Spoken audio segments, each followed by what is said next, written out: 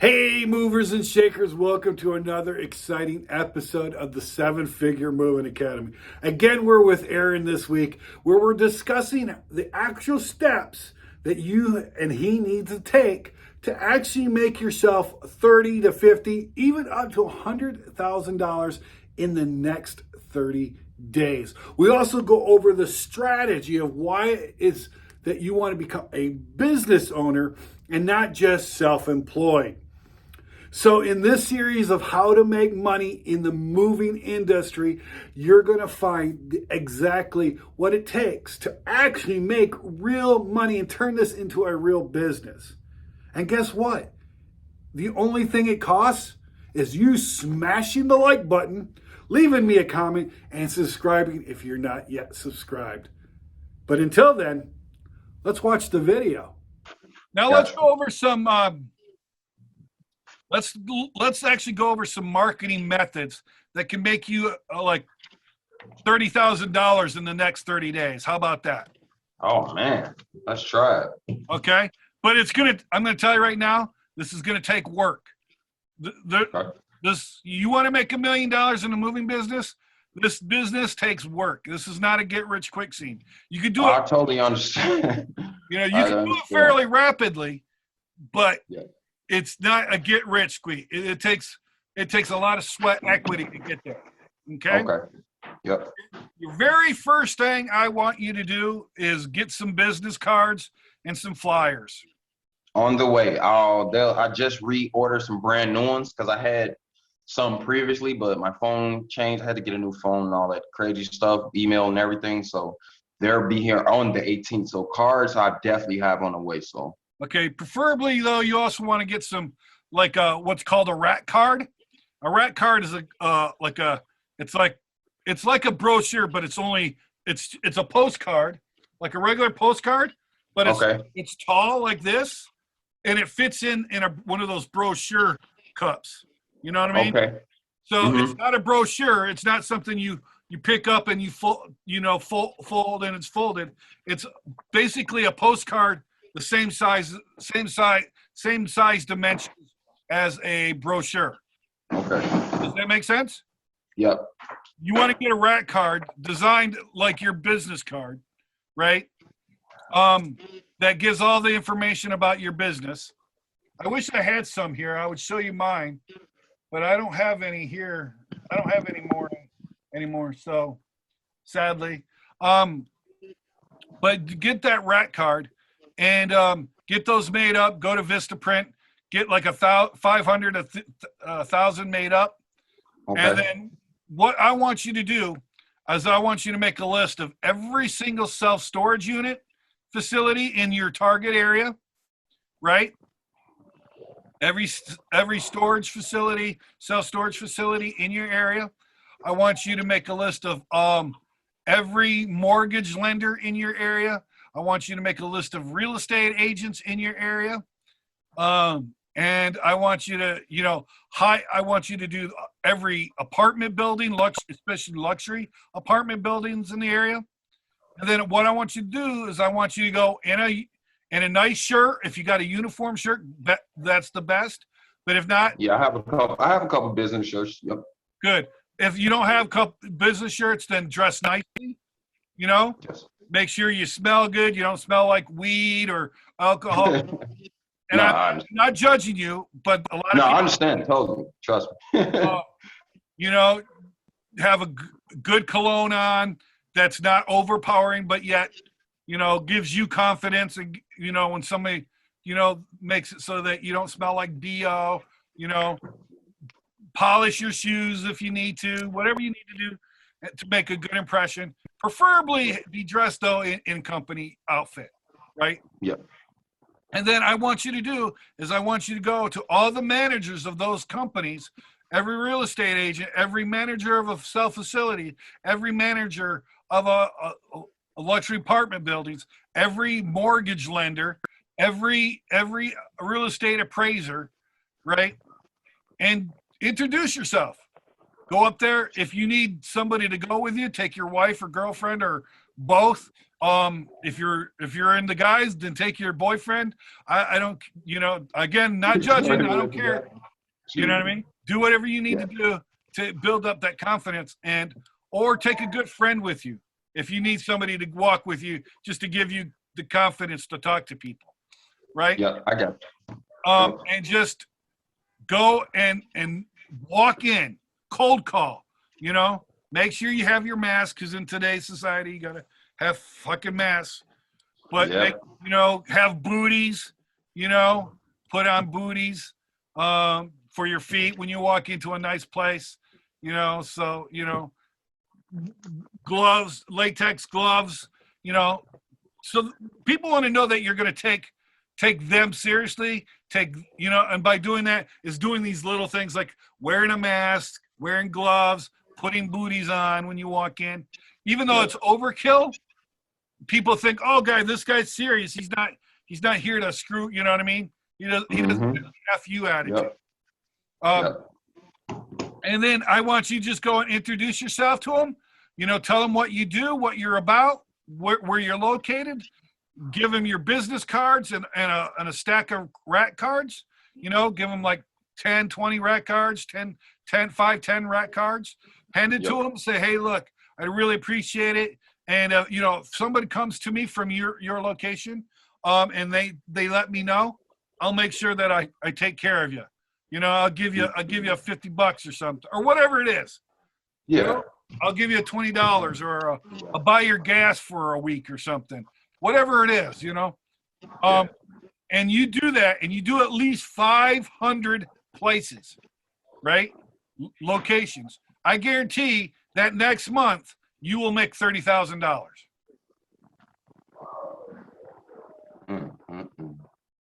You got me too excited, man. You got me ready. But it's going to take work, right? But that method right there, that's going to take you doing it month after month after month, week after week, right? And then, obviously, do your ads. Now, here's another good thing. You're going to want to do stuff on Facebook. Again, you want to make sure that you're hitting up all the neighborhoods in your target area, your Facebook target area. Like you go, I don't know, with the towers, the residential towers in Chicago. I know there's a buttload of them, but I guarantee those towers, they probably have some sort of Facebook group forum or some sort of committee and networking communities. Join their networkings, go to networking meetings, go to business networking committees like a BNI or something like that, which is Business Networking International. You want to join those groups, Toastmasters, to start hobnobbing and, rubbing elbows with the community people in the community, business leaders. And then another great way to get your name out there is volunteer. What kind of programs do you like to volunteer for? Or, you know what I mean? Are you really big into helping kids? If so, Big Brothers, Big Sisters, or something other like that. Maybe your church has some sort of group. Maybe you want to do something that's positive in the neighborhood, not something that can or will have a controversial or negative impact, depending. You know what I mean? So it's got to have a widespread of positivity, right? Yes, sir. I actually do a couple of volunteer work. I'm a basketball coach, a gym coach, you can say, at a church. They're doing private schooling through this whole COVID thing. And I've been doing that every Wednesday. I'm a gym coach on Wednesday only, but I wish I could do more days, but that's definitely something I do every Wednesday. So that's perfect. Just make sure everybody you run into, tell them what your business is. Give them business cards. Everybody. Yes. Right? If they're not moving, they probably know somebody that's going to be moving, right? And if they like you and their kids like you, they're going to call you before they'll call somebody else. Yes, sir. Okay. So you just want to do 500, right? Get a little notepad and do a little hash mark every time you talk to somebody, right? And you want to have 500 touches, like physical face-to-face touches. not Yes. over the phone, not over the internet, physically face to face, right? Another thing you could do, and what I want you to do is figure in your target area, right? Go to go to go to Zillow.com, go to Craigslist, go to Facebook, find every house or condo or townhouse that has a for sale sign in your target area, right? Again, trying to keep you away from the poor neighborhoods, unless that's who you want to target, right? I understand. I understand. But get in your target area, find every house, every townhouse, every condo, um, and go to everyone that has a for sale sign and physically go and knock on each and every one of those doors, right? If somebody answers the door, great. Introduce them yourself, hand them your business card, say, do you have a mover? If they say yes, say, well, if anything changes, give me a call, right? If they say no, say, I would love a chance to earn your business. If you have time right now, I could do a quick walkthrough through your house and give you a quote, right? Mm-hmm. And make sure you have like a little quote form, even if you have to go to Staples and buy a generic quote form, right? And then go say, okay, good. This is going to take me one. Okay, when you walk through, go, because you probably know how much you can load in a 26-foot truck, right? All day. Yeah, All day. so you can look at what the person's got. And go, okay, I can fit this in a 26-foot Penske, right? Yes, sir. So based on that, go, okay, good. I could fit that in a 26-foot Penske. It's going to take me 4 guys. We could get this loaded in about 3-4 hours. I can unload it in about 2-3 hours. So we're looking at 6-7 hours. It's going to be $800-900, right? And you write it down. Say 1 Penske truck or two moving trucks, 1 moving truck, 4 guys, blah, blah, blah. Here's my quote. Make sure your address and your business card is attached, and give them the quote and walk away. Right? Yes, sir. And again, now out of those, your target is to do 100 of those places every single month, minimum.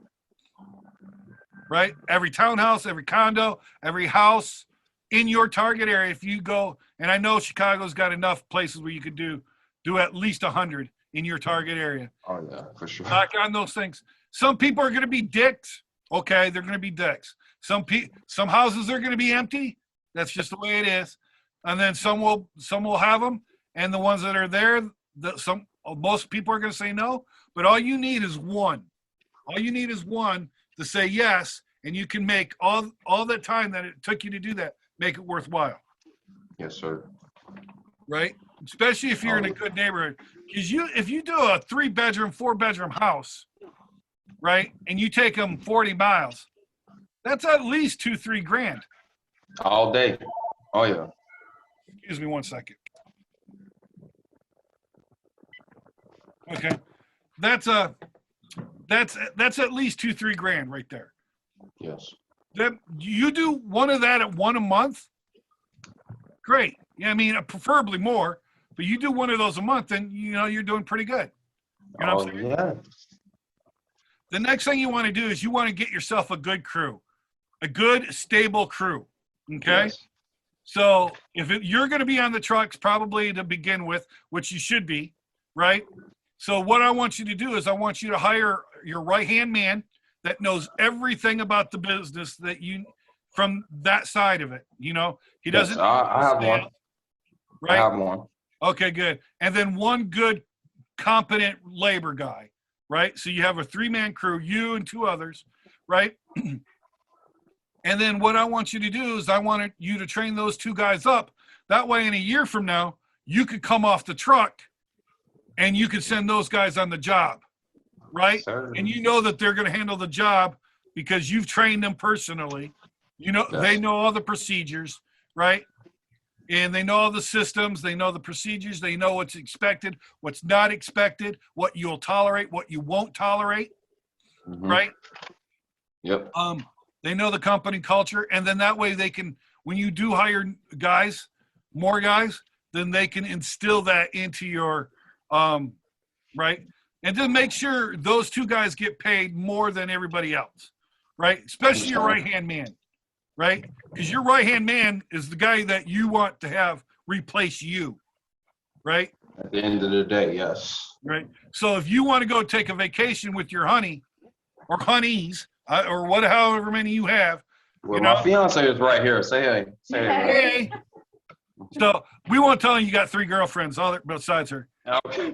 You didn't hear that, man. Sorry. Yeah. But let's say you guys want to go to Florida for this coming winter for a week. You know what I mean? Right.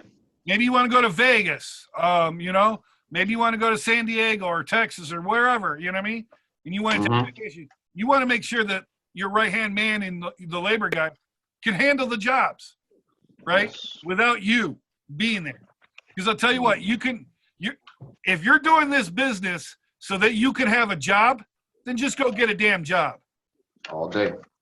There's no strategic value in doing this business, creating this business, right? If you have to work it every day. Does that make sense? Yeah, it makes total sense. Work for, the first few years so that you know a thing. But after that, the objective is to be able to create a lifestyle where you don't have to be there. Yes, sir. Am I making sense?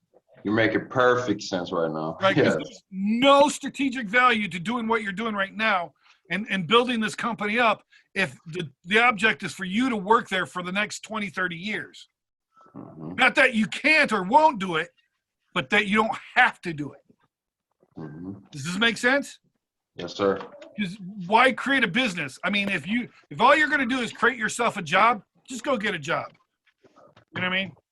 But if you're going to create a business, you want to create something that you don't have to be there. That comes right out of the book, Rich Dad, Poor Dad, by Robert Kiyosaki, right? You know what I mean? That's why you got to create a business. A business is there so that you are not employed or self-employed. Right now, you're self-employed. Nothing wrong with that. But I want to turn you into a business, right? And in a business, all you should, truthfully, ideally, you should just come in there once a month, look at the books, look at the statistics, make a correction, issue an order or two, and get the hell out. Yes, sir. And it should run automatically without you there and still make you the cashola. Oh, man, this is like a woo. Oh, yeah. But I'll tell you right now, if you're not willing to create that, and all you want is just to have something where you go to work every day, just go get a job. Just go get a job. You're a talented, intelligent young man. Just go get a good job, pay your bills, keep yourself out of debt. And and in 30, 40 years, you'll have a house paid for and hopefully money in the bank and be a millionaire, right? It can be done if you put your nose to the grindstone and follow like the Dave Ramsey method of investing. But if you want to create real wealth, that's totally keeps you secure, then go create a business. And like in 5 years, if you're still at the job, you failed. You failed. Not that that's not necessarily mean the business is bad. It's just you failed. No, I understand. Oh, I'm feeling everything you're saying. These points you're making is really ringing a bell in my drive moving forward from this call. Like, man, I might be next door at my neighbor's house after this, man. Like, for real, man. I appreciate it. You're right. The first year or two, you're gonna have to put in the hard work. I mean, my first year, I worked easily $80 to $100 a week. Easily. I didn't have a family, thank goodness. Otherwise, they would never have saw me. But I put in the work. Your fiance's right next to you. I don't know what she does, but if she can work with you in the program or at least part time, that's even the best thing, because you're gonna need to put in the work, and you and she have got to come to an understanding for the first year or two. Hey, you and I are going to have to sacrifice a little bit. We might not be able to go out every Friday night and party. We might eat ramen noodles 3 nights a week, but we're building something that's substantial here for our future. You know what I mean? So you guys got to have that come to Jesus moment and really get together, put your guys come up with the plan, and to know what your expectations are for the next 5 years. And then in 5 years, if you're still at this job, then I failed as a mentor and you failed as a mentee.